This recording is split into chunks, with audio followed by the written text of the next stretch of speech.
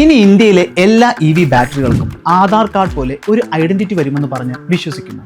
അതെ, വൈകാതെ തന്നെ ഓരോ EV ബാറ്ററിക്കും സ്വന്തം ബാറ്ററി പാസ്പോർട്ട് വരാനിരിക്കുകയാണ്. അപ്പോൾ എന്താണ് ഈ ബാറ്ററി പാസ്പോർട്ട്? വളരെ സിമ്പിൾ ആണ്.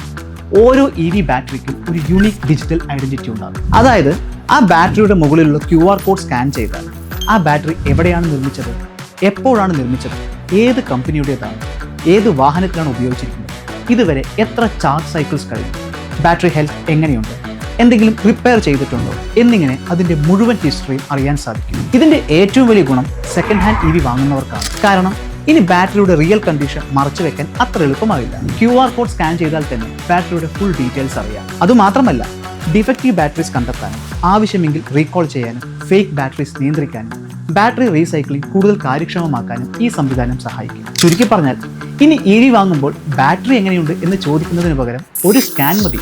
നിങ്ങൾക്ക് വേണ്ടതെല്ലാം നിങ്ങളുടെ മുന്നിലെത്തും.